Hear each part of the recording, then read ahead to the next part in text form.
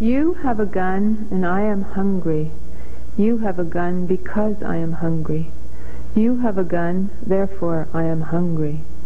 You can have a gun, you can have 1,000 bullets, and even another 1,000. You can waste them all on my poor body. You can kill me 1, 2, 3, 2,000, 7,000 times. But in the long run, I will always be better armed than you, if you have a gun and I only hunger. Good afternoon and welcome to Whitewater Gallery.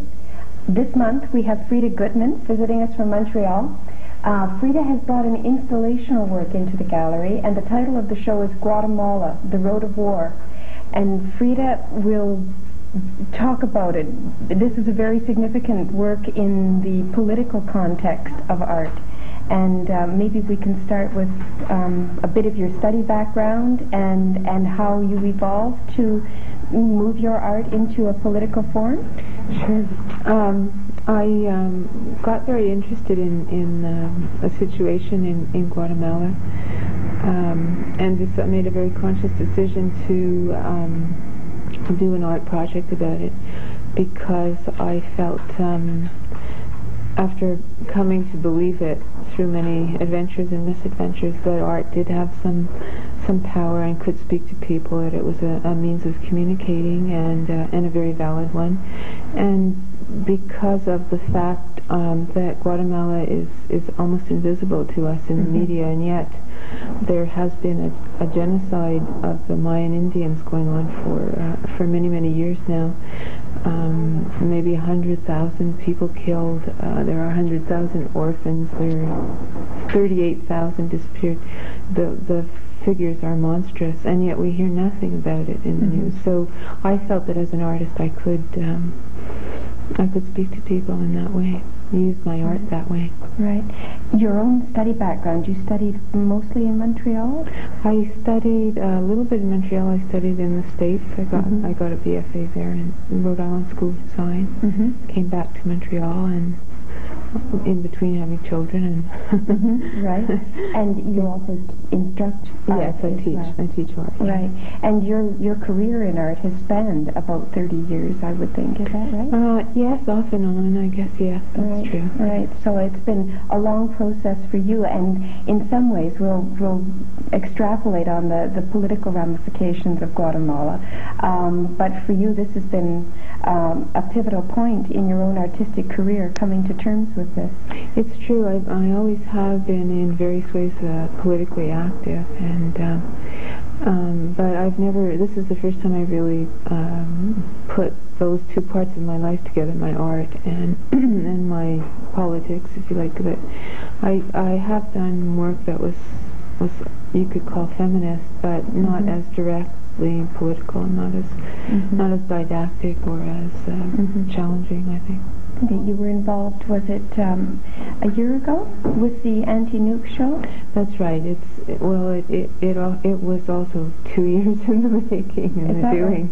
Right? Yeah. Yes, I was the curator, one of the curators of the show that was put together by Powerhouse Gallery. Right. That's a women's gallery in Montreal. And another parallel gallery like Whitewater Gallery. Yes, yes. And I think in the process of putting that show together, where we had to really talk about issues, talk about political art, talk about the use of text in political art, and just in general the value of political art, I think it was a turning point for me. I became more and more convinced that art was a viable way to express ideas, political ideas, and to reach people. Freda, can you explain a little bit more the relationship between politics and art? Yes. Well, for one thing, I think that artists, just as other members of society are conditioned in a way to feel that they're powerless, that they can't change things, and that their art has no seems passive. Yes, yes, it has no force in society to get to people or move people. On the contrary, I think that the very act of doing political art is a kind of empowerment, and it empowers other people. And it's true. I'm not just talking about artists, really. In a sense, I'm talking about. I think we're all conditioned to think that we can't change things, and of course that suits, the power. Should that be without seeming paranoid, but that it's more, if people are more pliable and passive, then things can just happen. So, well, I could read you a quotation from Lucy Lepard, who is a feminist art critic, which moves me a lot and has a lot to do with what I think. She says, the power of art lies in its connection of the ability to make with the ability to see, and then its power to make others see that they too can make something out of what they see, and on out it ripples. And that's so true for me. I mean, I can remember talking to Jamali Hassan, who is a political artist from London, Ontario. And someone who's exhibited at Whitewater some years ago, I think. Yes, and she did an exhibition about the disappeared in Argentina. That was the Los Desparecidos? Yes, is that what you had here? Yeah. Oh, wonderful. Yeah. Well, I remember saying to her, I don't quite believe yet that I can do something that's meaningful politically that would really speak to people, and that would carry out the balance of artistic form, your style, your management of art, and the message that you want to convey through your own. Yes, and just that it had the power to do that, and I mean to be outside yourself. What I mean is that it would be effective. I didn't quite believe it, and I'll tell you why soon. Okay. Why I think I didn't believe it, but I gradually just because many people are doing it, as Lucy Lepard says, it ripples out. And, you see one person doing it, and that gives you courage to believe you can do it too. And the reason I think that I believe that was maybe just lack of confidence, but also I was trained. I went to art school in the 50s, and that was the heyday of abstract expressionism. And we all learned there that political art was impossible. You couldn't have good art that was also political. But this is also, of course, on the heels of World War II. That's right. When it had all been propaganda. Right. That's right. And we saw what the Russians were producing, the Soviet realism, which was like Norman Rockwell, only Yasha on a tractor. Yes. And we didn't even want to do political art. We were convinced. And anyway, that was the beginning of a time when in art there was only one style. You had to do the one style if you wanted to make it and be successful. So you absolutely had to go with what was being dictated as being current. Yes, I mean a few people didn't, but most people did, and then the style turned over really quickly. It had to, simply because art was part of the whole market practice, that art was a commodity, that, so you had to be in the right style, just like you had to wear the right kind of clothing that year. That's right. And it changed over almost as quickly. But a lot of that is broken down in the 60s and 70s. And under what influences? Well, I think the feminist movement was one of the influences. I think women and blacks and other minority groups in society, or disadvantaged groups, saw that art could be used to express things politically. And things became more wide open. The whole idea that art was a commodity and that you had to be in style and you had to be part of the market practice was challenged, and also our systems, our parallel gallery systems. That's artists run non-commercial, grew up in that period and come from that kind of idea that when you produce art, you're not producing a product that has to sell, but you're producing something that tries to speak to issues of the day. And I'm not saying that market practice is still there, but if you don't want to be part of it, There are roads or routes that you can go. That's right. You can show in galleries like this. You can, right. Yeah. And so there are alternatives now, and there's less of tyranny of style, and I think political art is flourishing and well, and a lot of the best art, in the country is political art.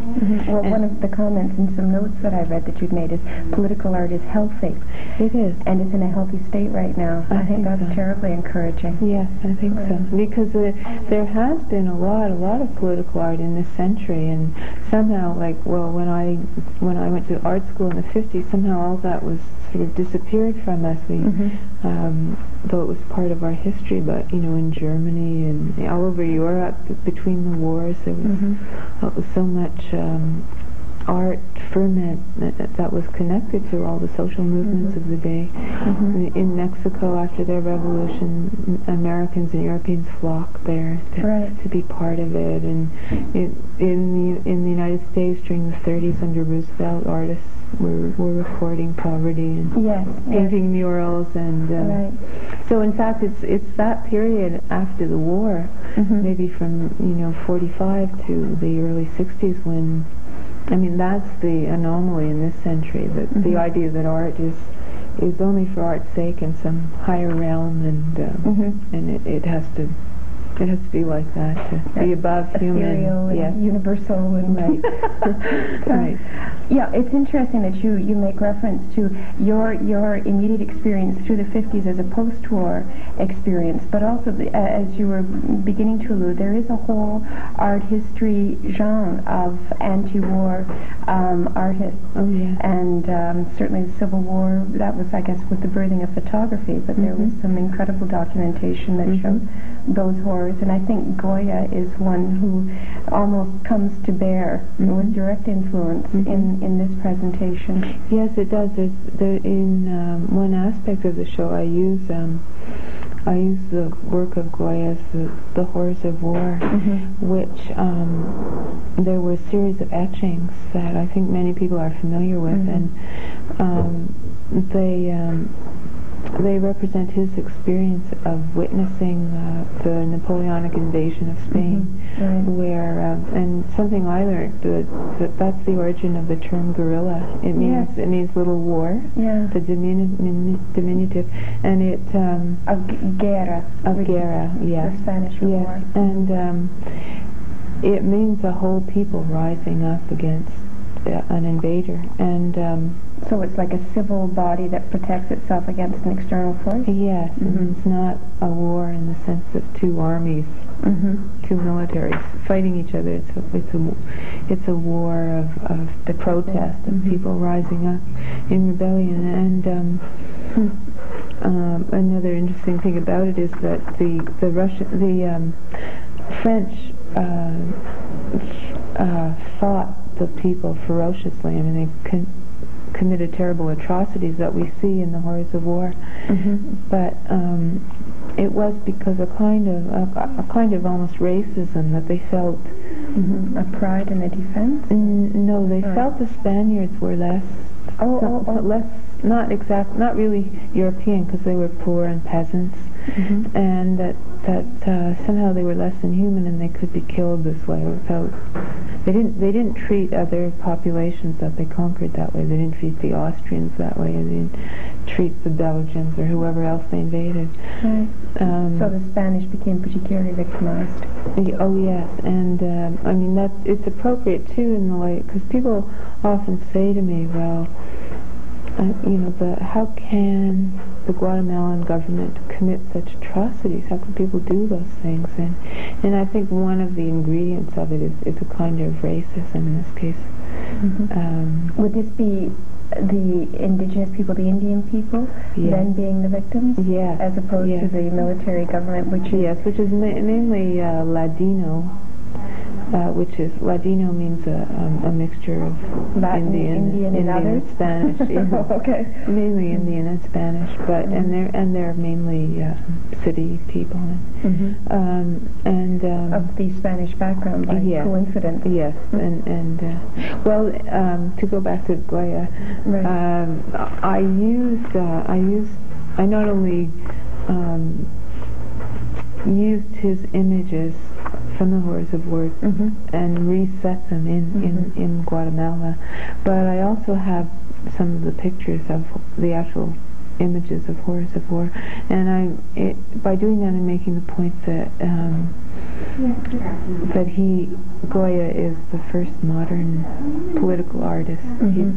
In that he's recording the horrors of war for us, and doing it willingly and knowingly, and knowing that that in the future this would affect people, and in fact it's probably one of the few ways we have, unless we were historians, of knowing the atrocities that were committed by Napoleon's armies. So that artistic consciousness of being passive and ineffectual against these horrible situations is absolutely washed away with Goya, because he was and he knew that some of his titles are interesting.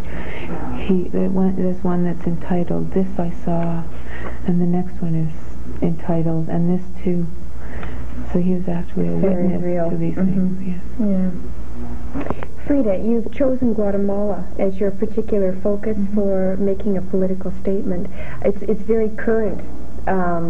It's very, very current for us to have something quite this topical in the gallery. This is only the second, I think, spot on a tour that will stretch the country for over a year. So this is lucky timing for us. But could you explain a little bit why you chose, again, Guatemala for your statement? Sure. I felt it was important to talk about Guatemala because it's a country, the majority of its citizens are Mayan Indians, and ruled by a very tiny and powerful military elite and landowning elite. There are also huge American investments in the country, and the people, mostly the Indians, have been massacred and slaughtered over the years. And is this like in the last 31, 32 years? That's right, since the CIA coup in 1954. Okay, and just a little more elaborately, the CIA coup?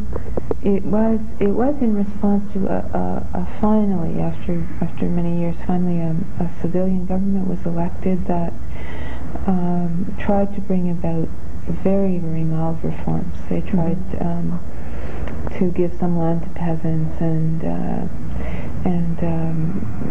generally help the people improve their life. And it was so threatening to the elite in Guatemala and to the Americans. This is in the McCarthy era, height of the Cold War, and the Americans, they were able to manipulate their own public opinion to outright lie. I mean, all this is documented now. No, but at the time it was being censored. There was no real accurate reporting through the media. There wasn't accurate reporting, and in a sense the press colluded in this. They allowed themselves to be manipulated, or they just went along with it. It was a chose to ignore it? Yes, it was a time when there was a lot of polarization. People were very frightened. McCarthy was at one point accused Eisenhower of being tainted somehow. It was a very hysterical time in America, so they manipulated and actually brought down the government and installed a military man, Aranas, and then since then there's been virtually all this time there's been military rule, and one of the things I think is important is if you read the story of the 1954 coup, which you can in my show, there's a part of it that has a whole text that tells the story.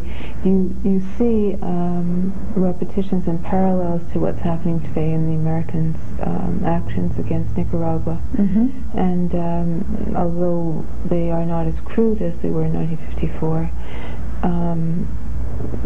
there are many parallels that I think we could learn from. Mm-hmm. Do they extend outside of Central America, the parallels? I'm not sure what you mean. Well, I'm just thinking that as far as world politics is concerned and perhaps American influence, it's been an incredible week for news from Haiti and the Philippines. Oh, yes, I see what you mean, yes. I think it's really important to, I hope that more and more people are realizing the folly of backing a dictator, say, like Marcos or like Baby Doc Duvalier, who clearly exploit their own people and leave them to worsen their lives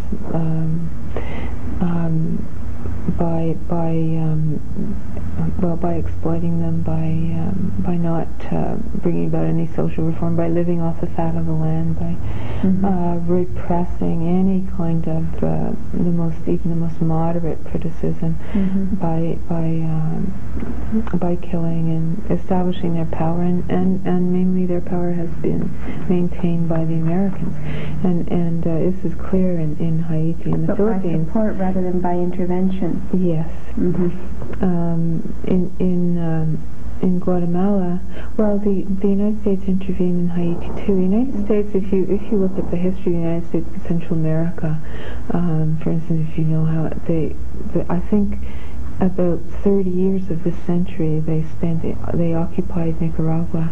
They at one point occupied Haiti and then installed Duvalier. This has been a pattern that up to a certain point in the century they brought their armies in and let them stay there. Then when that got to be a practice that was heavily criticized, they would just install a man, their own man, and keep him in power. In Guatemala it's a little different. What happened in Guatemala is that the army after a while became really very powerful. It's very different than any other Central American country. The army became almost a class in itself. They acquired land, they had their own banks, so they became a rich and powerful class with a lot of interest in, and that's contributed to Guatemala's misery, and the army will never choose to side with a democratic option because they have so many interests involved. There's an area of Guatemala called the Land of the Generals because they've acquired the land, and of course all this land has always been acquired by pushing the Indians off it and pushing them back and back and back into the most well, not just pushing them, but yes, erasing them. Killing them in various ways, throwing them off the land into the most unhospitable land and land lease that is poorest for agriculture. But even now they don't want that land now is very rich in resources in oil and other minerals, so that they are trying to take that land away too. Well, this leads into actually some of the pieces in the show, I think. Yes. You think of the Mayan Indians being removed from their villages where they had been civilized in their own region and culture for centuries and centuries. Yes. The main part of the exhibition is the 6 sculptures they're made of cast paper, and each one is meant to represent a different village. Now, what's happened in Guatemala within the last 5 years is that there have been many massacres in the villages. They would just. Yes, there are figures. The army itself boasts of having destroyed 440 villages. And what they want to do, what they say they're doing is breaking down their cultural identity and making them good Guatemalans. One general put it, we're taking the old cassette out of their brains and putting a new cassette in. And so they've had this tribal, excuse me? Well, yes. By the military? Yes, well, their culture is really strong, and they're like cultural, unique to a tiny area. The way their society was set up was that they lived in villages and in clusters of small hamlets and a central village, and the people in that area would speak one language. There are 22 different languages in Guatemala. Different languages. And dialects? And many dialects, and maybe 100 dialects. There are 100 different costumes. So the people have... 100 different costumes? Yes. So the people have a very specific and unique, almost like a large family and cultural identity. Yeah. And so that their clothing, like you can see the front of each sculpture has a different huipil on it. Huipil is the garment that the women wear.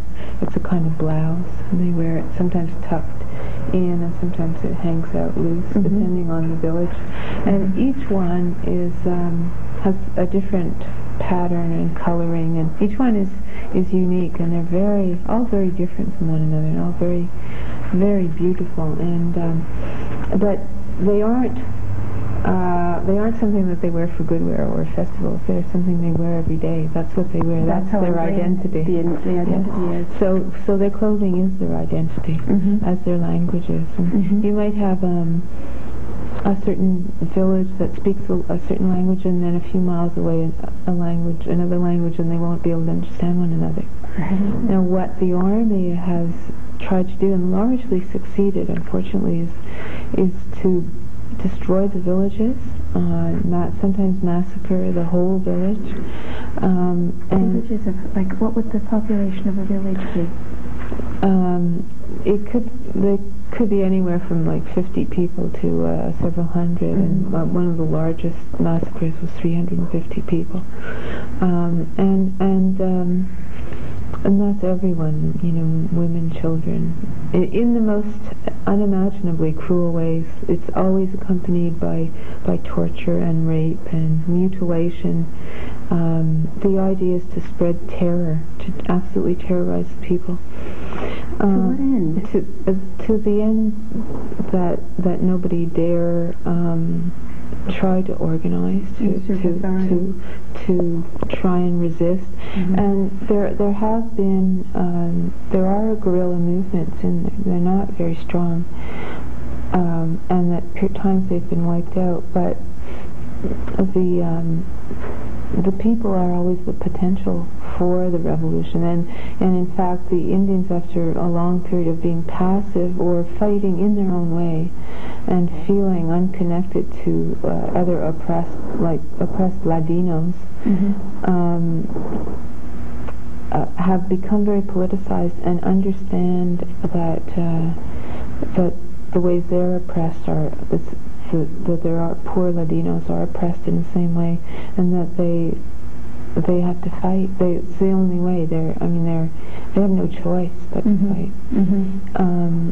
And so the army, seeing this, they've adopted the techniques of strategic hamlets, which is what the Americans tried to do in Vietnam, and it's what the South Africans do in South Africa. They're called Bantustan lands, and it's a way of exercising supreme control over the people. They make model villages, and they force the people to live in them.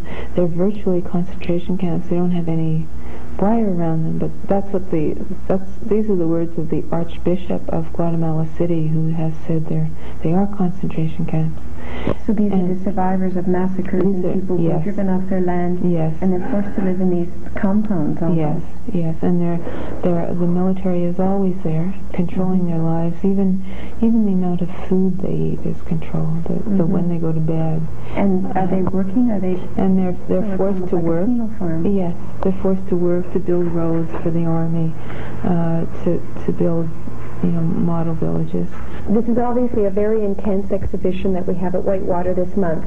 It continues until March the 1st, and you can come and see the exhibition at 226 Main Street West. The hours are Monday to Friday, 9 to 5, and Saturday, 11 to 5. I would encourage you to take it in. It's obviously very important. And I'd like to thank you, Freda, very much for sharing so much with us, and I think that we can all learn a great deal about worldviews and our role with them, as you've come to discover through becoming aware. Thank you very much.